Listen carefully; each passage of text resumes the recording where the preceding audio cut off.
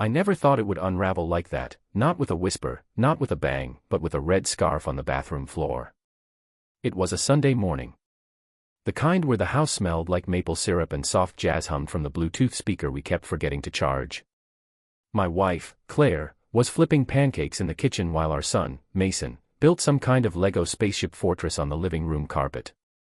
It was all so normal. Warm. Familiar. Like one of those scenes you replay in your head after a funeral, wondering how something that whole ever fell apart. I'd just come back from a run. That's what I told Claire. She never really questioned it. My alibi had grown its own legs over the years, strengthened by routine and her trust in me. She didn't know that running had started 3 years ago and that it wasn't around the block, it was to an apartment in Edgewood, where a woman named Julia lived with our 2-year-old daughter, Lily. I know. I hate myself for it. But that morning, that very specific, damned morning, I forgot something. Something small, but dangerous. The scarf. It was Julia's. She'd worn it the night before when I slipped away, claiming I had late emails to answer at the office. She always wore that scarf when she wanted me to know she missed me more than usual. I guess I shoved it into my gym bag absent-mindedly, and when I came back home, showered, and changed, I left it in the corner of the bathroom floor. Claire found it before I did. I heard her call my name, not loud, not angry. Just, flat. And I knew. God, I knew from that tone. It was the sound of a heart dropping in slow motion. She was standing in the hallway, holding it up like a crime scene photo. "This yours?" she asked. I blinked. My mind scrambled. My mouth dried. "No," I said too quickly. "Maybe Mason brought it from school or something." Her expression didn't change. "Mason's in kindergarten, Michael. Not a Paris fashion show." I laughed. God help me, I laughed. That nervous kind of chuckle that gives everything away. Her eyes narrowed. "Where were you last night?" I opened my mouth, but I swear nothing came out. I stood there in my own house, speechless, like a stranger who'd forgotten how to speak his native tongue. She didn't wait for my reply. She dropped the scarf and walked away. And that was the beginning. Not of the affair, that began long before. But the beginning of the end. Or so I thought. Claire didn't scream. She didn't cry. She didn't even accuse me of anything. That was the worst part. The silence. It was like she flipped some internal switch and decided not to confront me. Not then. That night, we ate dinner like nothing happened. Mason talked about dinosaurs and space and asked why Jupiter had so many moons. Claire nodded, smiled, kissed his forehead, and handed me the salad bowl like we weren't standing on top of a volcano. But I saw it in her eyes. Something had shifted. Something permanent. She was planning something. And I should have come clean. I should have sat her down and told her everything, even the ugliest parts. Maybe there would have been yelling, maybe doors slamming and lawyers on speed dial. But I should have respected her enough to give her the truth. Instead, I lied. Again. I told myself I'd fix it. That I'd end it with Julia. That I'd do the right thing. But deep down, I think I knew I was too far in. Julia wasn't just a fling anymore. She was a reality I'd built on top of another, like a second story on a house already sinking at the foundation. 3 nights later, I came home to find Claire's wedding ring on the counter and a note tucked beneath it. It said, "Don't worry. I'm not leaving. That would be too easy for you." And that's when I realized something far more terrifying than divorce: Claire was staying. And she was going to make me pay. I remember sitting on the edge of the bed that night, staring at the ring like it was a loaded gun. And for the first time in a long time, I was afraid. Not of her. But of what she could become if I pushed her too far. You have to understand, Claire is not the kind of woman who throws plates or cries in the shower. No. She's calm. Measured. Brilliant, in that quiet, eerie way where you don't realize how smart she is until it's too late. She once told me, years ago, that revenge was never loud. "It's like tea," she said. "You let it steep." I didn't know what that meant until she began to steep. At first, it was subtle. My work shirt started disappearing from the laundry. My electric toothbrush was mysteriously replaced with a manual one that looked like it came from a motel. All the TV recordings were wiped, and the DVR was suddenly full of reality shows I hated. I started sleeping with one eye open, wondering if I'd find my tires slashed or a billboard outside my office with the words, "Ask Michael about his second family." But no. Claire didn't want to destroy me in public.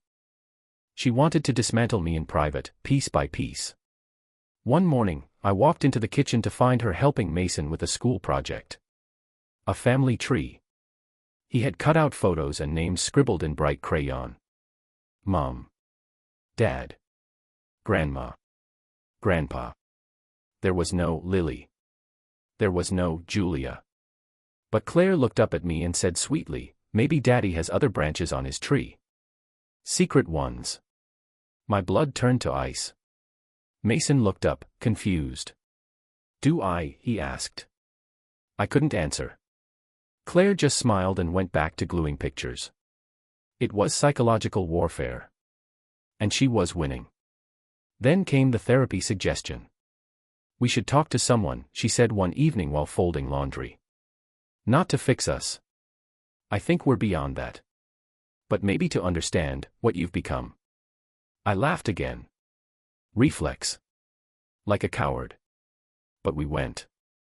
And week after week, I sat in that soft beige office with neutral wall art and a plant that was probably fake, while Claire spoke in metaphors and chess references. The therapist, a woman named Dr. Lee, asked me, point blank, "Do you love your wife?" And for the first time, I hesitated. Because love, real love, doesn't wear disguises. And I'd been wearing a mask for so long, I couldn't tell which face was mine anymore. Julia didn't know. She didn't know that Claire had found out.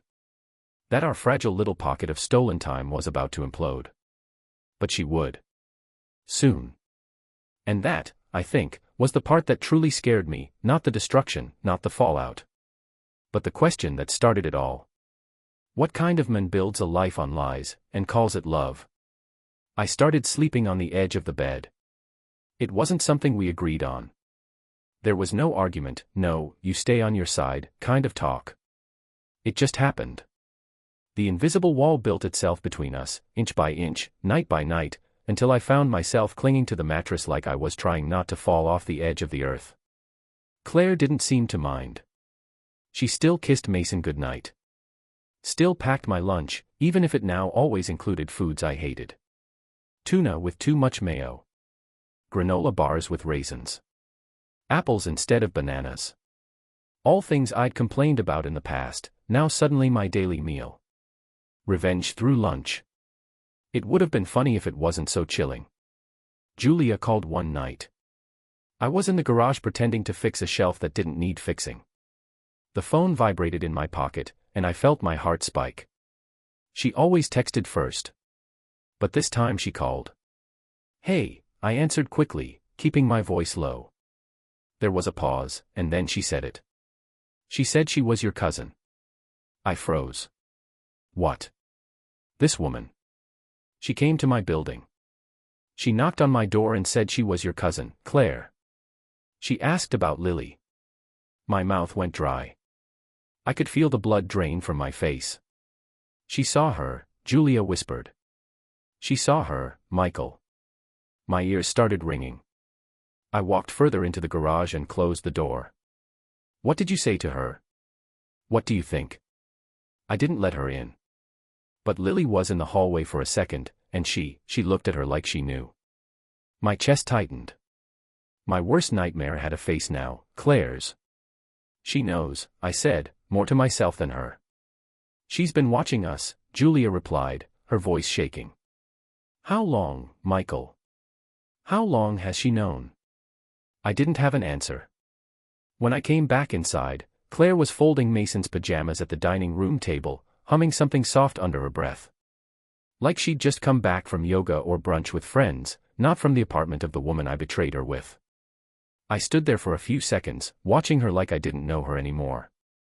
And then she looked up. You should tell her I like the color of the curtains, she said, her voice neutral. There it was. No more guessing.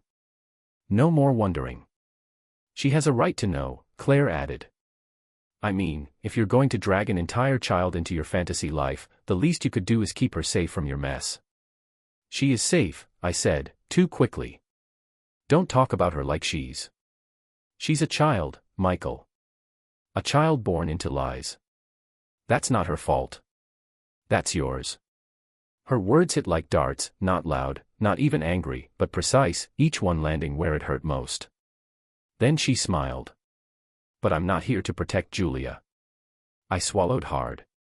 She stood and walked past me, but not before whispering, you should be very careful about what you say next. Because from now on, everything counts. That was the thing with Claire. She never raised her voice. She raised the stakes. I didn't sleep that night. My mind played every possible outcome, divorce court, custody battles, headlines. But worse than all that was Mason. What would we tell him? That his father had another daughter.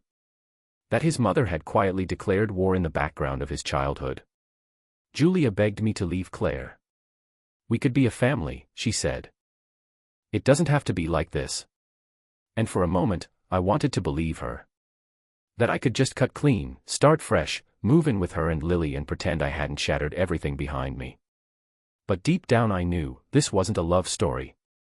This was a storm. And nobody survives it clean. The next morning, Claire made waffles. Real ones, the kind I loved. The kitchen smelled like cinnamon, and she was wearing the blue dress I once told her made her look like the ocean. It was surreal, like stepping into a memory. Mason giggled while syrup dripped down his chin. Claire passed me a plate. You know, she said sweetly, I've been thinking. You should take Mason to the aquarium next Saturday. You two used to go all the time. I narrowed my eyes. Why? No reason, she shrugged. Just, go. Take pictures. Make a memory. He misses you. I didn't argue. I said I'd take him. And I did. But when we came back that Saturday afternoon, something was off. I walked into the house and noticed the picture frames on the wall, they were different. The photo of our wedding was gone. The one of Mason's first steps, replaced with a landscape painting I didn't recognize. I rushed upstairs. The closet was half empty. Not in a packed and gone kind of way, but more like, curated. Her favorite pieces were missing. The jewelry box on her dresser had been cleaned out. I opened the drawer where I kept my passport. Gone. So was my laptop. I checked the home computer. Wiped. Claire had been busy. But she hadn't left. No, this wasn't an escape. It was preparation. And then I saw it. A single envelope on my desk. My name written in that familiar, elegant handwriting. I opened it slowly. Inside was a USB drive and a note that read. You lied to me for years. Now it's my turn. Don't worry, I didn't go public, yet. The USB contained photos. Videos. Screenshots of text messages. GPS records. Security camera footage from my office, my car, even the park where I used to meet Julia for casual walks. Claire had documented everything. But that wasn't the worst part. The final file was a voice recording. Julia. Talking to me. Saying things like, she'll never find out, and, you'll always come back to me. Claire hadn't just watched. She'd listened. She'd pieced together a truth so damning it didn't need interpretation. I sat there in my home office, staring at the screen, drowning in a panic that no oxygen could fix. My phone buzzed. Claire again. The message was simple, let's have dinner tonight. Just us. I didn't respond. I couldn't.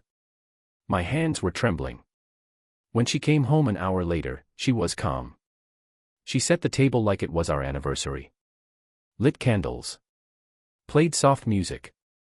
I just watched her from across the room, unsure of what version of my wife I was looking at anymore. And then she sat across from me and poured wine into 2 glasses. To the truth, she said. I didn't drink. She did. And then she smiled. You know what hurts most? It's not that you cheated. It's that you made me part of your lie. You let me raise our son in a home built on secrets. You let me sleep beside you while you were becoming someone I wouldn't even recognize in a crowd. I said her name. Quietly. Claire. But she held up her hand. No. You had your turn, Michael. You lived your fantasy. Now I live mine. I stared at her. What does that mean? She leaned in. It means I'm not leaving you. And then she whispered. I'm going to destroy you, slowly. Beautifully. From the inside out. I didn't sleep that night. I lay in bed next to Claire, staring at the ceiling, barely breathing. She slept like a stone, not because she was at peace, but because she'd already decided what came next. There's something terrifying about a woman who's made up her mind. The morning came too fast, the light too sharp. I made coffee, but she already had a cup in her hand, sitting at the kitchen table in a silk robe, reading emails like it was any other Monday. Mason ran in, messy hair, one sock on, shouting about his cereal. She ruffled his head, kissed his cheek, and told him to brush his teeth after. Business as usual. It was a performance. A calm, perfect, suburban play. And I was trapped in it. That day at work, I couldn't concentrate. I kept checking my phone, rereading her message, trying to figure out what "I'm going to destroy you" really meant. I thought about the USB.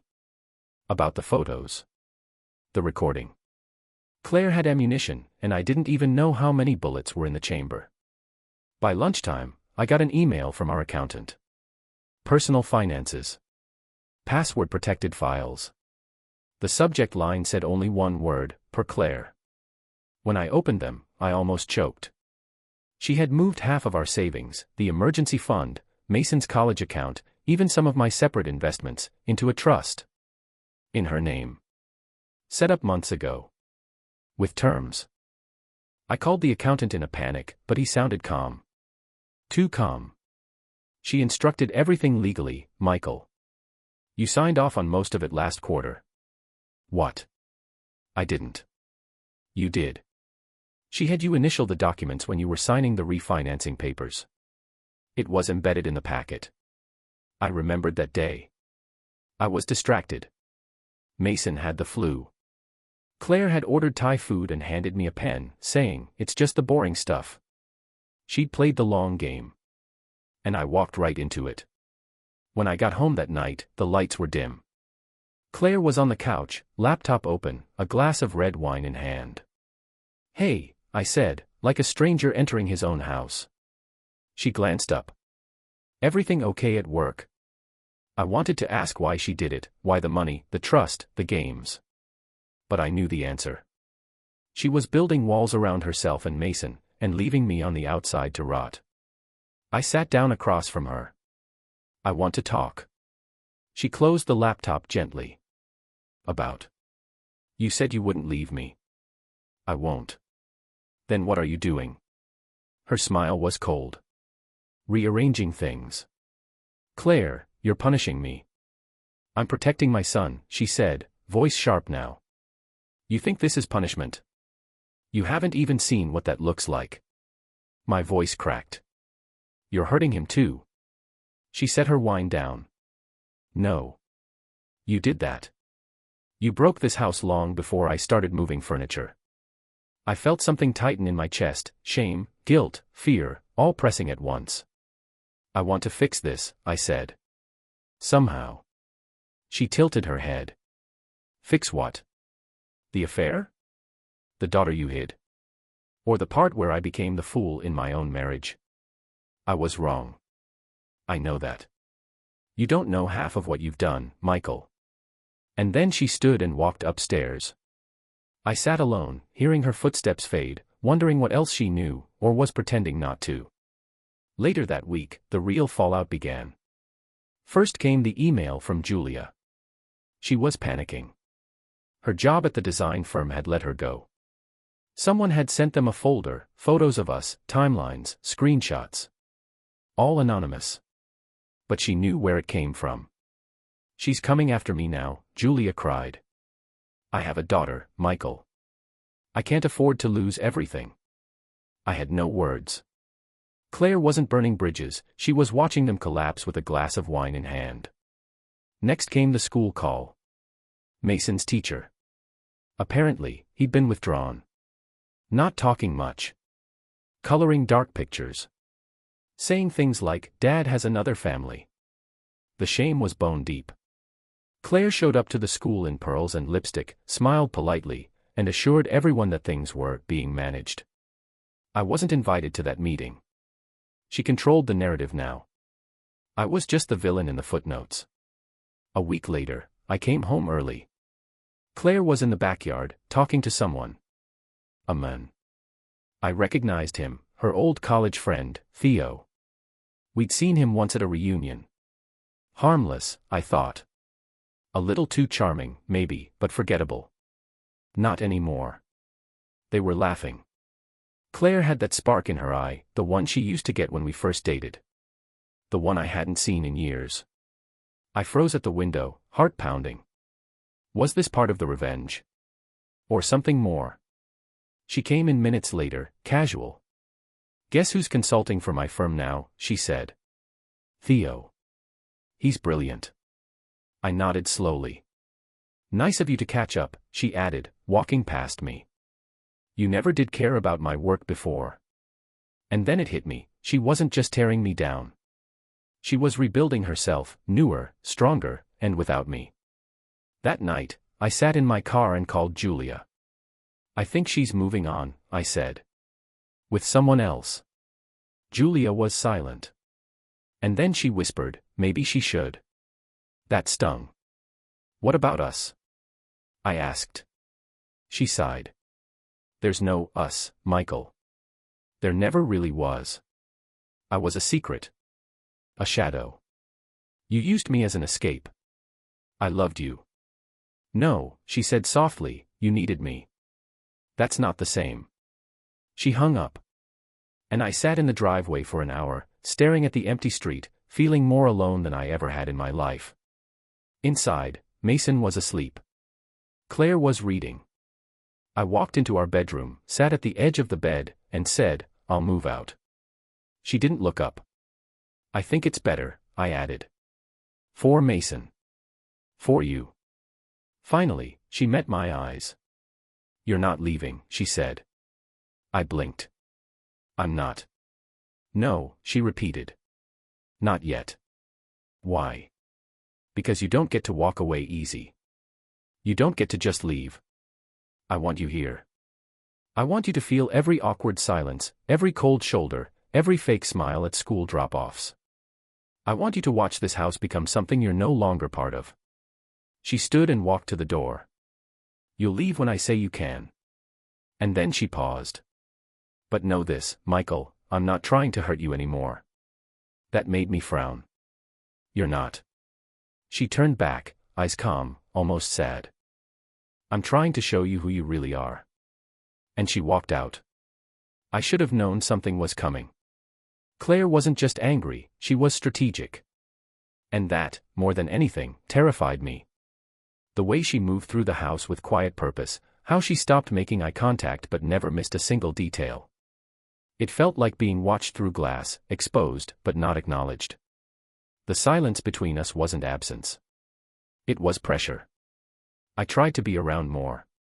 Picking Mason up from school. Helping with dinner. Folding laundry. Things I hadn't done in years without being asked. I hoped that if I acted like a husband again, she might see something worth saving. But Claire didn't want me to play husband. She wanted me to feel what it was like to be nothing. And she was winning. One Friday morning, as I was leaving for work, she handed me a manila envelope. No words. Just a look that said, "Open it later." I didn't wait. Inside were photos. Of me and Alina. Sitting close at a diner. Leaving her apartment. Holding hands at the park. The one that shattered me was a shot of me holding Lily. She was laughing, her tiny arms wrapped around my neck, my eyes soft, proud. There were dates written in the margins. Times. Locations. I felt the blood drain from my face. I looked up, but Claire had already left the room. That day, I sat in my office with the envelope on my lap like a live grenade. I couldn't focus. Couldn't breathe right. How long had she been following me? Had she hired someone? Had she seen me kiss Alina?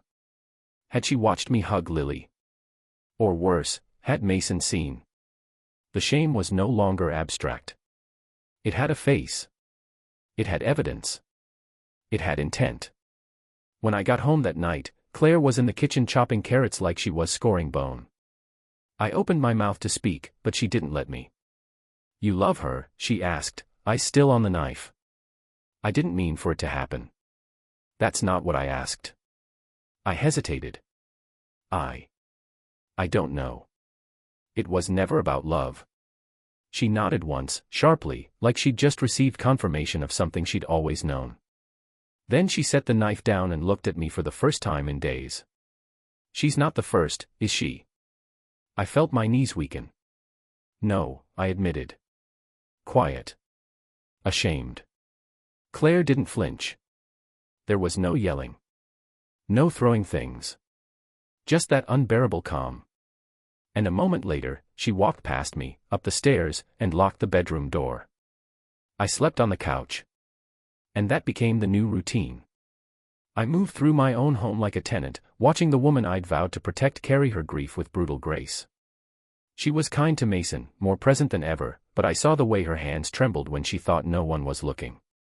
How she smiled with her mouth, but never with her eyes. Then came the next blow.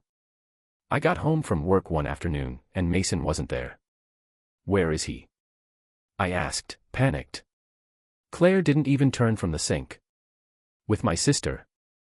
For the weekend." I blinked. "You didn't tell me." "You don't get to be surprised anymore." I stood there, unsure of what to say. But Claire didn't care. She dried her hands and finally turned to me, arms crossed. "I want you gone," she said flatly. I felt the floor tilt beneath me. "What? You hurt me. Go. Pack a bag. Stay with a friend. A hotel. I don't care. I need space. Mason needs space. And you need to feel what it's like to lose something before I take it all." I stared at her, desperate. "Claire, please. Don't do this. I can fix this. We can fix this." She shook her head, laughing bitterly. "You think this is about fixing? You broke everything. You broke me. And now you want to slap some paint on the walls and pretend we're fine. I never wanted to hurt you." She stepped closer then, eyes blazing. "But you did. Over and over. You chose to. Every message. Every kiss. Every lie. You made me feel crazy for asking questions. You made me feel small in my own home. You don't just get to say sorry and move back in." I opened my mouth, but she raised a hand. "I'm not done." There was venom in her voice now, something I'd never heard before. "I've already spoken to a lawyer." That hit like a punch to the stomach. "I haven't filed yet," she added, cold. "But I will. And don't think for a second I'll make this easy on you. I know everything, Eric. Every detail. Every weekend. Every text. And if I wanted to, I could bury you in court." I tried to stay calm. "Claire, please." She leaned in, whispering so low it made my skin crawl. "You're going to leave tonight.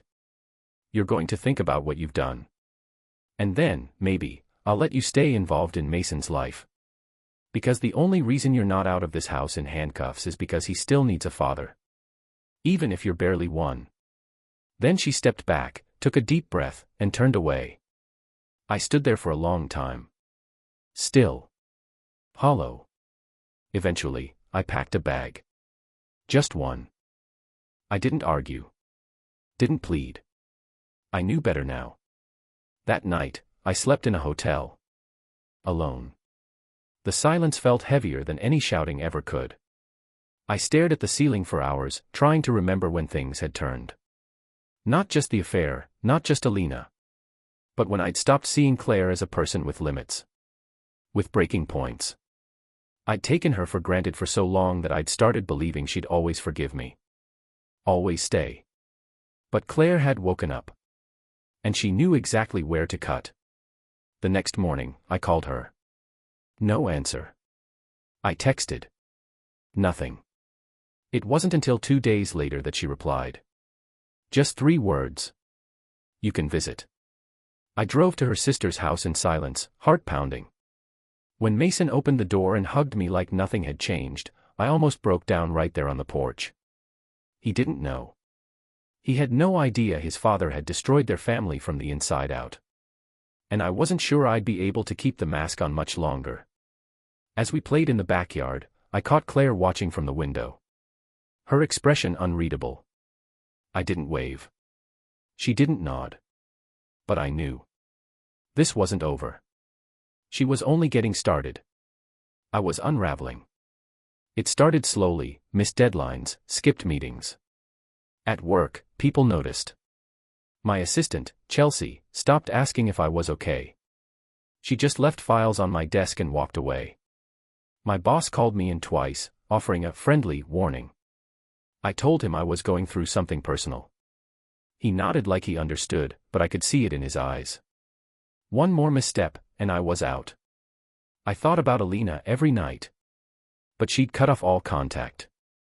No texts. No calls. Not even pictures of Lily. She blocked me on everything. The last message I sent her, 2 weeks ago, read. I didn't mean for things to end this way. Please just tell me Lily's okay. She never responded. I didn't blame her. Why would she want to talk to the men who destroyed her life and mine in the same breath? The guilt was unbearable. The silence, worse. It filled every room I walked into. Every pause in a conversation. Every glance from a stranger that felt like judgment. But Claire's silence. That was a different kind of punishment. She let me see Mason twice a week, supervised. Once at her sister's. Once at a park. She never said more than 2 sentences to me, always about timing, pickup, or snacks. But I could feel it. She was building something. She wasn't done. One Tuesday morning, I got an email from my lawyer, please call me ASAP. Claire's counsel has filed formal papers. I stared at the screen for a full minute before picking up the phone. She'd finally done it. The divorce was official. And in the documents, attached in a long PDF, were clauses so precise they made my stomach turn. Full custody. Mandatory therapy for visitation. No overnight stays. Review of financials. A detailed timeline of every affair I'd ever had, not just Alina. Dates. Names. Screenshots. Claire had done her homework. I called her. She didn't answer. I texted. Can we talk before this goes to court? No reply. The next day, I went to her house uninvited. Just stood outside with my heart in my throat. She opened the door halfway, arms crossed. You're not supposed to be here. Claire, please. We need to talk. Not through lawyers. She looked me up and down. I must have looked pathetic, unshaved, tired, desperate. You think now's the time for honesty? She asked. After all this. I just want to fix what I can. I miss Mason. I miss. She shook her head. You don't get to miss things you destroyed. I'm sorry, I whispered. I'm not, she replied. Then she said the one thing I didn't expect. You're going to sign the papers. All of them. No changes. No negotiations. I blinked. Claire. She held up a hand. If you don't, I'll send everything to your company. HR. Your boss. Alina's job. Everyone. You wouldn't. I would, she said. Come. Clear. Because this isn't about revenge anymore. It's about protection. You're toxic, Eric. I let it go too long. I won't anymore. I felt the weight of her words crush something in me. Claire wasn't bluffing. She never bluffed. She just executed. I left without another word. That night, I opened the PDF again. I read every line. Every humiliating detail. Then I signed them. All of them. No edits. No requests. I sent them to my lawyer before sunrise. And just like that, my marriage ended. My home was gone. My weekends with Mason, conditional. My access to Lily, zero. But Claire wasn't finished. 2 weeks later, I got a small box in the mail. No return address. Just my name. Inside was a flash drive and a note in Claire's handwriting. Watch this. Then do better. I plugged it into my laptop, expecting more evidence, or maybe a video of Mason. Instead, it was a short clip, maybe 3 minutes long, of Claire in front of a webcam. Calm. Poised. She spoke directly to me. Eric, if you're watching this, it means you finally signed. Good. I needed you to feel the end before I moved forward. She paused. I loved you. God, I loved you so much I forgot who I was. I accepted crumbs. Excuses. Nights alone. Lies in my face. I let you turn me into a woman I didn't recognize. She swallowed. But I found myself again. In the silence. In the rage. In the rebuilding. And I realized I didn't want to punish you. She leaned forward, voice sharper. I wanted to survive you. She took a breath. So now I will. I'll raise our son with honesty. With structure. I'll teach him what love should look like, not what you showed him. And maybe one day, when he's older, I'll tell him the truth. Not to shame you. But to remind him what happens when you forget the people who build your life around you. She stared straight into the lens. Goodbye, Eric. Then the video ended. I stared at the blank screen for a long time. Longer than I should have. And I cried. Not for myself. But for the men I'd become. For the men I could have been. 2 years later, I live alone in a small apartment 10 miles from where I used to. Mason stays every other weekend. We play board games. I take him to school on Mondays after. He's taller now. Quieter. But he hugs me tight every time he leaves. Claire? She's thriving. She started her own design firm. Got new clients. Built a team. She's stronger than ever, elegant and in control. We barely speak beyond logistics, but she always smiles when Mason hugs me. And Alina. She moved to Oregon. Married someone else. I saw a photo of Lily on social media once. She's 7 now. Blonde curls, missing teeth, eyes like mine. I saved the picture. But I never reached out again. I don't have the right. I lost everything. But in a way, I gained clarity. I go to therapy now. Every Thursday. I write letters I never send. I tell the truth to myself, even when it hurts. And sometimes, at night, I replay Claire's video in my head. I wanted to survive you. She did. And now I'm learning how to survive myself. It's strange how life shrinks after a storm. I used to live in a 4-bedroom house with 2 cars in the driveway, a golden retriever, and weekend barbecues. Now, I rent a 1-bedroom apartment above a dry cleaner. The floors creak. The heater works when it wants. But it's quiet. And somehow, that quiet has become my peace. I still set the coffee pot for 6 a.m., though I no longer have a partner to bring a second mug to. I still fold Mason's shirts neatly when he stays over, even if he tosses them on the floor the second he gets home. And I still check social media sometimes, half out of habit, half out of pain, but I've stopped clicking. 2 years is a long time when you're rebuilding from nothing. The man I used to be. I don't even recognize him anymore. And that's the point. Therapy taught me something I never expected: most people don't destroy their lives on purpose. They just get really good at ignoring their own reflection. I used to blame Claire. Then Alina. Then stress. Now. I just own it. All of it. Claire's doing well. Really well. I saw her name pop up on a local design blog last week, Her firm landed a hotel project downtown. The picture showed her in a sleek black suit, arms crossed, confident. Mason was proud. He told me, Mom got interviewed. She's gonna be on TV. And I meant it when I said, she deserves it. She drops him off on Fridays now, no more supervision. She even lets him stay over the full weekend if I promise to stick to the structure, homework, meals, screen time limits. Once, a few months ago, she stayed for 10 minutes. We talked. Just small things, school, work, Mason's piano lessons. It was strange, being civil. But also nice. She didn't forgive me. I don't think she ever will. But she respects the men I've become. That's enough. Alina never reached out. I never expected her to. But one afternoon in late October, I got a letter. Real paper. Handwritten. Oregon return address. My heart raced when I opened it.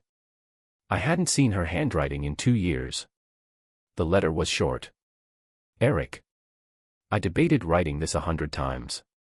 But I need closure. Maybe you do too. Lily is doing great. She has a new last name now. She loves horses, sings too loudly, and refuses to eat peas. You were never a bad person to her. But I had to protect her from everything you weren't ready to face back then. I hope you understand. I'm not angry anymore. I hope you're doing better. I really do. Alina. I sat with that letter for an hour. Then another. Then I put it in my drawer, not to hide it, but to keep it close. Her words weren't forgiveness, but they were peace. A kind of peace I never thought I'd earn. And maybe I hadn't. But healing doesn't require permission. Just intention. Mason turned 10 last month. We threw a party at the park. Claire organized most of it, she's always been better at planning. But she let me help. I brought the pizza. I cleaned up. I played soccer with the kids until my knees gave out. At one point, while Claire was pouring juice, she looked over at me. You've changed, she said. I blinked. In a good way. She smiled. In a real way. That was the first compliment she'd given me in years.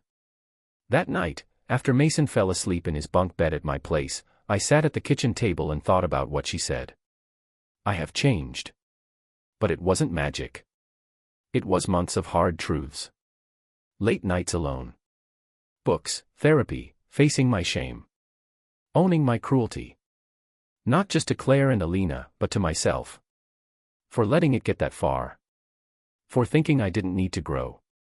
The truth is, men like me don't usually get redemption arcs. But sometimes, we get the chance to become the person we should have been all along. 3 weeks ago, Mason asked me something that shook me. We were driving home from the movies, and he said, Dad, why don't you have a girlfriend? I laughed at first. Why do you ask? He shrugged. I dunno. You just seem lonely. Kids see more than we want them to. I thought for a second, then said, because I'm still learning how to be a better man. He was quiet. Then, are you sad a lot? I hesitated. Then nodded. Sometimes.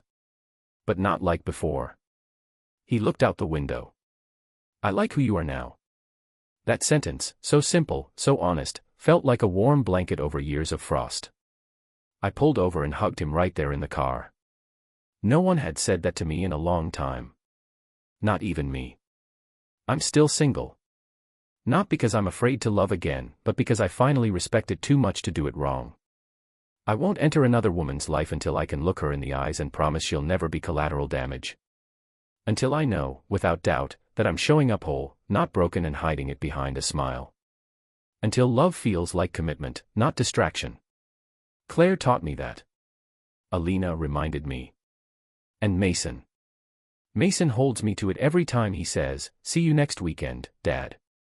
So here I am. Not who I was. Not yet who I want to be. But standing in the truth of who I am now. And for the first time in years, that feels like enough.